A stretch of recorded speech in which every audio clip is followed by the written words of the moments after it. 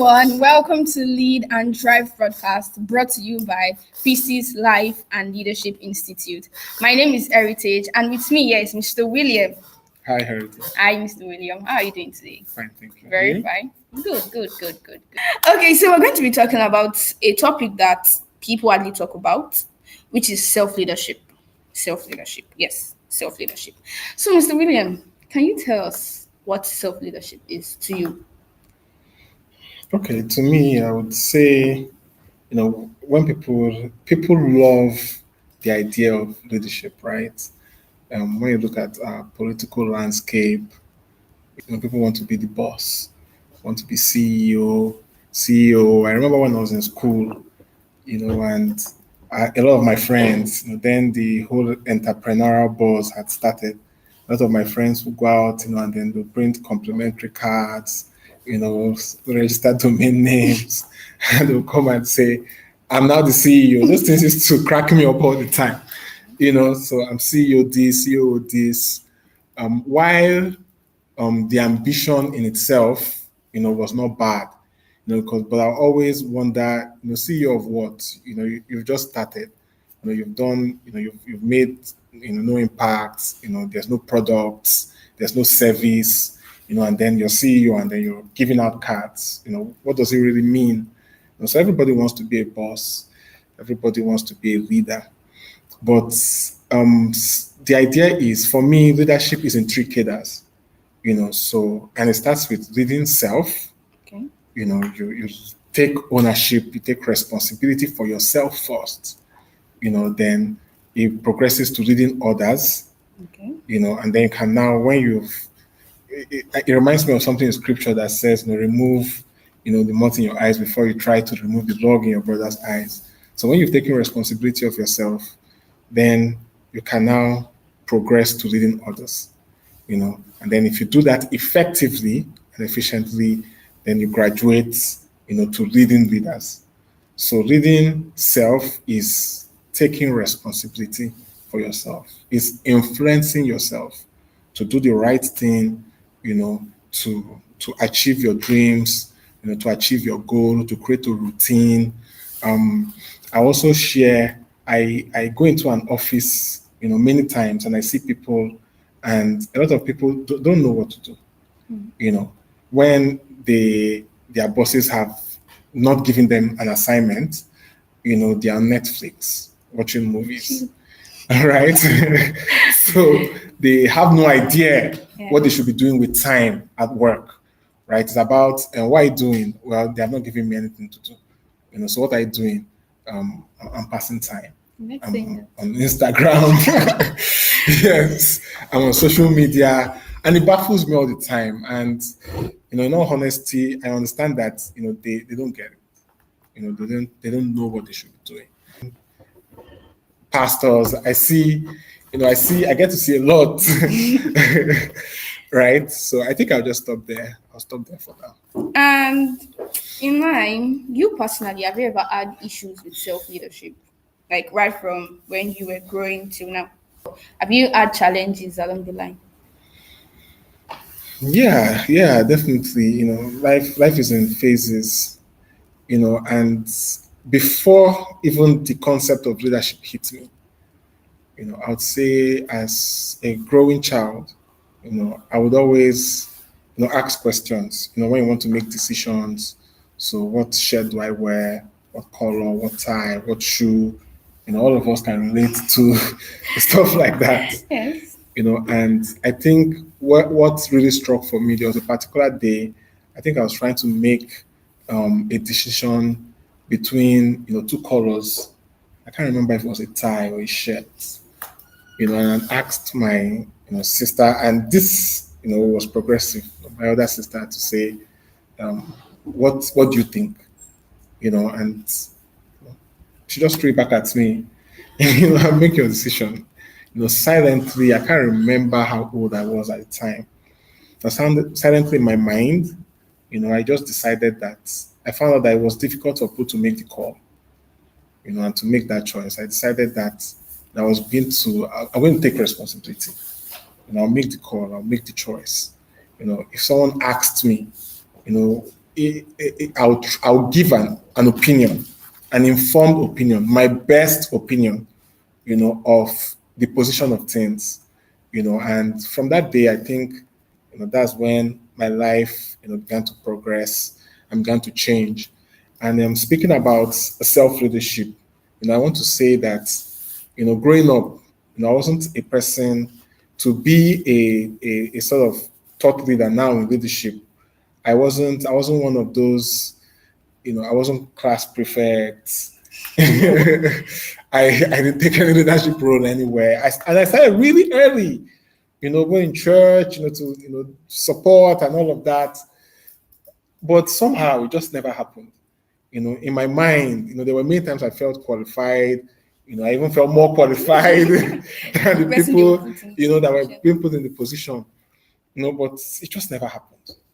In fact, I remember in secondary school at one point, I even tried to lobby because the SP at the time was my bunkie. We were sleeping side by side, and there was an opening for room, and I felt that this guy is my guy now. Now we're best of friends, and then they asked him to nominate, and then he nominated someone else. I was heartbroken. Definitely. But as things began to evolve and I began to grow and even began to work with God, and then I began to feel the nudge, towards leadership. I kept asking, why, But what I can say is that with everything I did, I kept serving, and serving. The more I served, the more I began to see that I was leading. That's good. That's good. Okay, so you said something. You said when your bunkie picked another person for that position that you wanted. So how did you handle the rejection? How did you handle it at that point in time? It was heartbreaking, man. Because there's that sense of insufficiency, insecurity that comes in because you feel like you're doing things, you're serving, right? You're getting results, you're working hard. Like I said, in your own mind, you feel I'm better than this guy. What exactly has this guy done? Yes. So why not me? And then when truthfully someone else gets picked, you need to feel maybe there's something bigger. There's, like they said, there's a bigger lacuna, there's a bigger problem, that you need to feel. And there are two things that can happen. You can either, collapse into depression, Yes. Or you're now prompted to work harder. So I think I chose the other route. And I said, okay, there must be something. What there must be is a competency gap, right? So I choose it as a learning action, for myself, and let's just work hard, work harder. I keep telling myself one day to count, one day to count, and it sort of helped enhance my growth. And like I said, the more I kept serving, I observed that I was easily advancing towards leadership and influence. Okay, thank you. And when you were talking, you said something because we're agreeing that self leadership is also making the right decisions, not making right decisions, but making decisions yourself. Okay. So, what decision did you make, or what decision have you made that changed your life, or a decision you made that you can never forget, basically? A decision you made that you can never forget. Okay. I made a decision to make decisions. Yes, I think that's it. And I remember, as little as that is, I spoke about a story, and I can remember it. For me to remember, maybe I was 10 years, between 10 and 12 years, I can't remember, but I was that young, and I've never forgotten it. As I'm speaking to you, I can literally see myself sitting on the bed with those clothes around me, trying to make the choice. And I decided that, look, every time I'm presented with options, I will make the choice. And it doesn't matter, if it's wrong or right, but with the best knowledge and information are valuable to me at the time of decision making, I'll make a choice. And that changed everything for me. Never stopped until now. Okay. Yeah. Thank you very much. In addition, you said something about when we started, you talked about self-leadership and then leading a team. Okay. So can you give like an example of a team that you've led that went well? Or a team that you led, basically? I think I've led a couple of teams in my journey. So I'm wondering Which one of them? which one of them do you want me to share with you today? Anyone that one of your followers or one of your team members left a mark on you. Okay, let me remember. Let me share a story of one that was remarkable for me. Okay. I was already leading, but this project, meant a lot to me. So, I'm a trained engineer. I'm a mechanical engineer by training. Yeah, thank you. Registered engineer. Oh, let's go. So I used to work in the oil and gas. Right. Ooh. Yeah. So I led. I used to I led operations for this organization, and we were doing work for a multinational, right? And then we have gone bold. There's an area. I don't know if I should mention it here. I don't want to go too technical, but they are into drilling and completion fluids. A drilling organization, and then there's filtration. It's a process, and that area, the organization had dropped. It's like a department that they had felt, this is no more profitable. We're not doing business here anymore. And then their, equipment worth, millions of dollars, they're just abandoned. And then we came in and said, why don't we revive, this area of business? I had a boss, at the time, he was well versed. In fact, he had worked for this multinational and was well versed, in the area. And he pushed for it, and then this multinational went ahead, to get a contract, sign a contract with another bigger multinational. And if I mention the names of these organizations, we will all know them. Right? And we wanted to get this equipment running. So they were like, okay, well, we have this job, over to you.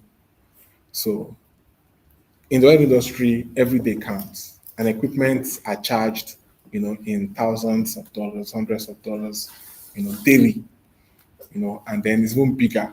We had to, get this equipment working. We had a very short timeline, and then ship. Now we have large badges, so you can't pay for everything. So you just come by your jetty, pick up what you want to pick up, and then send to the rig. So I don't know if I'm sounding too technical. Okay, so bottom line is my boss dumped when it looked like the going was getting tough. My boss I think he made up his mind that is that this thing goes through or it doesn't. So he just dumped it on me and said, William, I'm going to, I'm sure you have everything you need. I'll see you. I'm going to rest. We've been working for like 48 hours. I said, I'm going to rest. So I think you can handle it at this point. I love that. I said, God, what is this? Now, it wasn't about him. It wasn't about me. Two multinationals were at stake. We had paid a shipping company, that is going to come and pick it up. There was a timeline. And I had these guys working with me, that I was literally depending on to get this job done. And yeah, so somehow, in fact, the key guy, started to, how it is in this side of the world, they'll say Buga, he came up with different, there's no kind of influential, I don't know, technology or technique that I didn't use. I took this guy out, I bought him food, I told him that, that when people eat together, they become brothers. Okay. We ate from the same place. I was just a young engineer. Right. And then the pressure of all of these organizations, executives, were on me. And there was also another team that this guy was supposed to be leading, that I was trying to manage at the time. Cut long story short, we're able to deliver. The equipment, came alive, and then time to ship. The organization, oil and gas, and their policies, they said you can ship after 5. I think this was around 6:30 or something like that. And then we had to write, to someone else that had to give approval so that someone else can give an approval, and all of that. All in one night. At the end of the day, it was successful, and it was a big deal. So that's it. Okay. So right now, lastly, because these are like our last question, is there any advice you would love to give to people out there about self-leadership?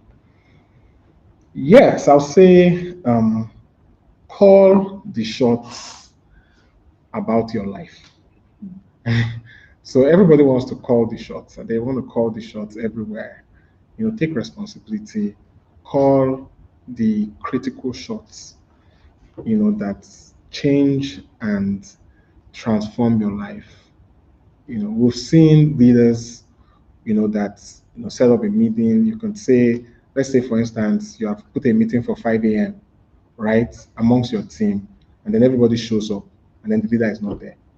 You assume that they should be there, or you have a critical task at hand, and then everybody has arrived, and then Oga is missing because Oga is Oga.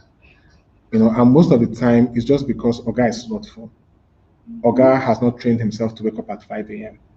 Oga cannot make it, to catch the bus at 7 a.m. because Oga is still sleeping at 9 a.m. Right? Which was actually sleeping at 9 a.m. Yes. So you have different, you can't be the weak link of your team because somehow Providence got you to leadership, and then you're leading others. You got some funds, and then you started, on your entrepreneurial journey, and then you've hired 1 or 2 people, and then back at the office, your employees think you are the problem. If they could say the truth, and they had an anonymous questionnaire, and who is dragging us back? It is Oga. When we want to take a decision, everybody says it's Oga, not because Oga is Oga, but because Oga is the person that is going to, not deliver. Okay. So you need to take self-leadership seriously. You need to be the man. You need to be the person. You need to show up. Take care of yourself. Take care of your weaknesses, your shenanigans. Shenanigans. Build yourself. Yes. And become the leader that the world would admire. So that's Thank you. it. Thank you. And I think one of the things that actually stood out for me is decision making. I think that's a lot of things a lot of people fall back on. Decision making, as little as what color of shirt am I going to wear, what shoe am I going to wear, how am I going to pack my hair today. Just this little thing. So thank you very much, Mr. William, without the S. We're very grateful. Thank you. And guys, thank you so much for joining us. You can like, share, and subscribe. Thank you. Bye.